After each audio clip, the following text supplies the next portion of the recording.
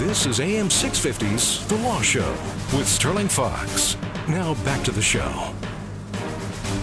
Welcome back. We have David Hobbs and Ian Giroday from the Vancouver estate litigation firm Hobbs Giroday in studio. We're talking about wills and estates and probate, as a matter of fact, is the sort of the conversation here. And probate is the process by which wills get resolved and executed. And you were saying, Ian Giroday, that a lot of people, there are frequently disputes long before the will even gets opened up and read and everybody gets to find out who gets what.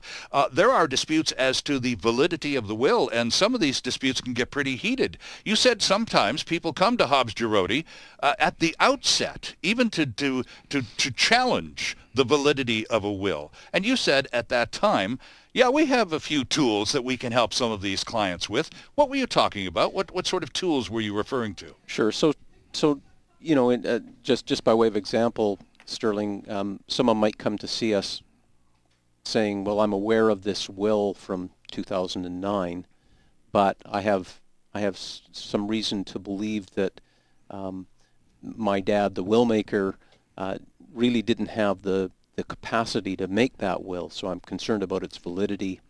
Probate hasn't started so far as I know. Right. What can I do? Well, one tool that we would employ if we were retained to act for that person is we would file a caveat in the probate registry of the Supreme Court of British Columbia. Okay.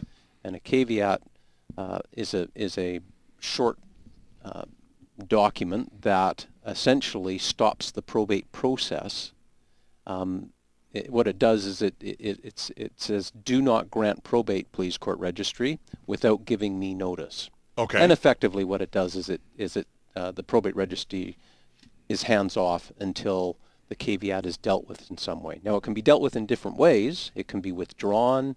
It can a person can force a caveator to file a notice of interest, or else it can be removed, or you can go to a full-blown hearing as to the issue that the caveat addresses. And a caveat has to explain, one, that I have an interest in this estate in some fashion, me, the caveator. Okay. And two, here's my concern. And it might be about the validity of the will, or it could be about something less than the validity of the will. For example, the ability of an executor to perform the function or not. Oh, really? So you can challenge, even before, David, the will has been approved and granted, the probate has been granted, you can challenge a lot of issues about a will before it actually gets the rubber stamp and the process, the wheels begin to turn, including the executor, the choice of executor. That can become an issue of contention.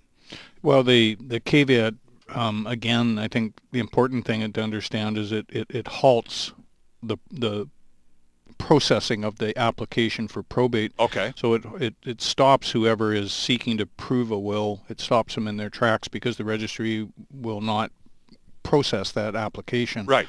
So then it becomes a question of whether or not that will is going to have to be proven in a more formal way, which will lead to introduction of evidence about things relating to whatever the areas of doubt are. It might be the doubt that the testator had capacity. It may be undue influence. It may be doubt that the will was signed properly. It can, but that's what will become a full investigated dispute that will be dealt with in a more formal way. Okay, so Ian, you said frequently, well, not frequently, you said these cases can go to a formal hearing, as David just reiterated as well. So is that, gowns and judges and the whole scenario? Is it the full-on trial scenario then? It can be, and it typically would be with a proof and solemn form matter that's converted into a trial proceeding. Right. Where you're talking about evidence from doctors and lawyers about capacity and so forth. It can be something less than that. For example, if it's a challenge as to the ability of an appointed executor to do their job. Right. It might just be a chambers application.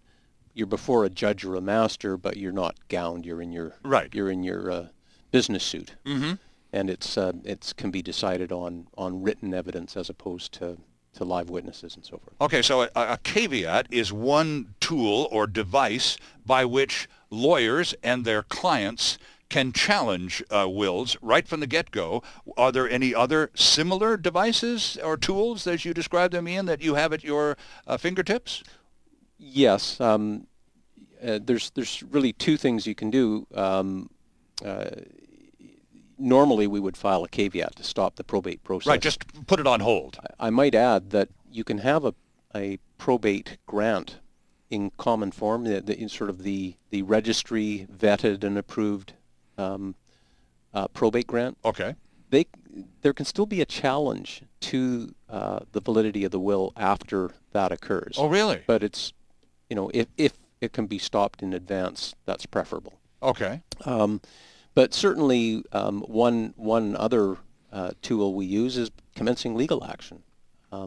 Normally, we do it in conjunction with filing a caveat, but we commence a legal action alleging that the willmaker lacked the capacity to make the will at the time. Now, usually, David, when we hear legal action, well, the mind's eye, particularly of we lay people, means sue. So if you commence a legal action, to use your terminology, who are you suing? Well, we'll take an example. There's a 2009 will. You think the will maker didn't have capacity. You're the beneficiary of the earlier will. Say It's a 2007 will. Right. And for this purpose, we'll assume that the beneficiaries of the later will are different than the beneficiaries of the earlier will. So the beneficiary or the executor of the earlier will could start an action, and they would say, I'm the executor. I'm the beneficiary of will X. And I understand that Will Y was made afterwards. I don't think the willmaker had capacity. Uh-huh. And you would name in that action every person that had an interest in the first will and the second will. Okay. All interested persons. And then you'd have the matter before the court. It'd be a lawsuit. A would have sued the group. Mm-hmm. And the group is not necessarily so much sued necessarily as they're named because they have an interest in the outcome of the matter, and they should therefore be able to take a position. Right. Or they may take no position. But they all have to be named, notified, and so on. Ian, this I have in my notes the word citation. Is this legal action that David has just described, is that a citation? No. Oh, okay. What's No. a citation? There's different types of citation. And usually, well, I shouldn't say usually, it can involve a reluctant executor. Oh, okay. So, by way of example, someone may have died in 2011, and we might get a call in 2012 or 13 from one of the beneficiaries under the will saying, the executor has not applied for probate. I've been asking him to get on with it and get on with it and get on with it, and he won't do it. And this is almost 2 years after the person died. Could be a year or two. Okay. And Is there a requirement in law to get this thing at least started within a certain specific time frame? well, there's no specific time in any act, Okay. but it has to be done in a reasonable time. One would think so. Upon investigation, we might learn that perhaps the significant asset in the estate is the home that the executor shared with the deceased willmaker. Right. And they're very reluctant to sell that, move out, sell that estate asset, and so they delay probate. So one can file a citation with the court and serve it on the named executor to get on with proving the will. Okay. And if they fail to do so within a time certain, then the person who filed the citation can go before the court and say, please remove this person as executor and allow me to make the application for probate and step into the shoes of the executor. And do courts do that? Oh, sure. Okay. Yeah, and there's other types of citations. If there's some issue as to the validity of a will, you can issue a citation to the person who you believe has that will to bring it in. Mm-hmm.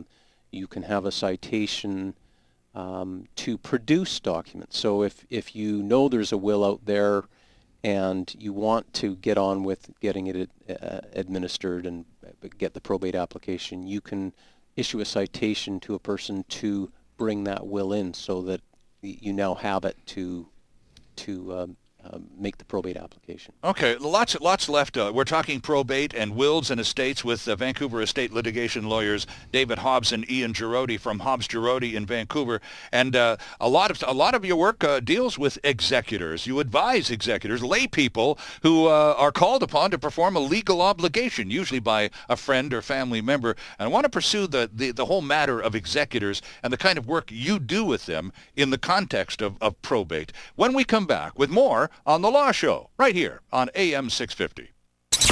There's more of the show still ahead. This is AM 650's The Law Show.